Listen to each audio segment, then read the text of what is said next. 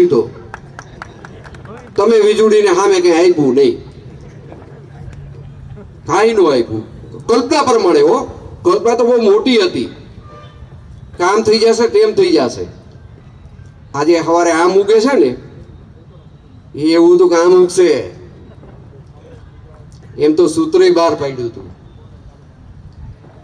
પરિવર્તન, પણ એમાં ભાષા ટ્રાન્સલેટ થઈને આપણી પાસે આવી કે પુનરાવર્તન.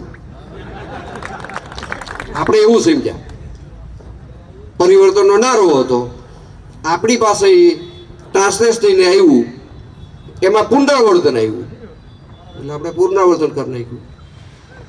અને ગોંડલની વિધાનસભામાં જો નજર નાખવાની હોય તો ગોંડલ શહેર છે હાથીનો પગ છે, ખબર છે? હાથીનો પગ છે ખબર છે? આમાં કચડાઈ જાય ખબર છે? આ શહેર મુખ્ય દ્વાર છે ખબર છે? બાકીનો મસાલો હાચવી નહીં. હું બધી સભામાં બોલ્યો છું ને, હજી આ સભામાં કહું છું મસાલો નહીં હચવાય. આ ચપટી જેટલો છે ને નહીં હચવાય હજી ભાઈ. હજી ઘણી બધી વાર છે. 27માં ઘણું બધું આપણે કરશું. હું તો આવ્યા છો તો હવે ઉતારા કરતા જાઓ એવું કહું છું, રોકાઈ જાઓ. કોઈ ભાડે મકાન તો આપ્યું નહીં એટલે ઓલી બીજી કડી ગવાય નહીં કે આવ્યા છો તો ઉતારે દેશું તમને ઓરડા, કોઈ દીધો નથી. આપણે અશોકભાઈને ભલામણ કરી, બાવડો મોટો લતો છે,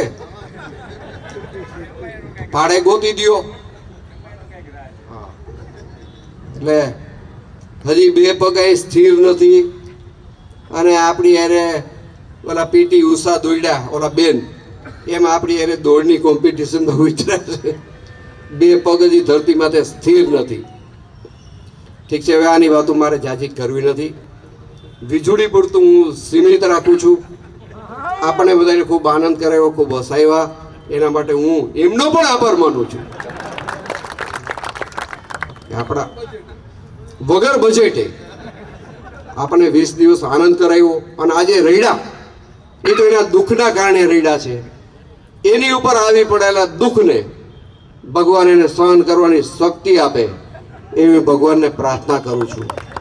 કારણ શક્તિ આપજો, આ દુઃખ સહન થાય એવું નથી.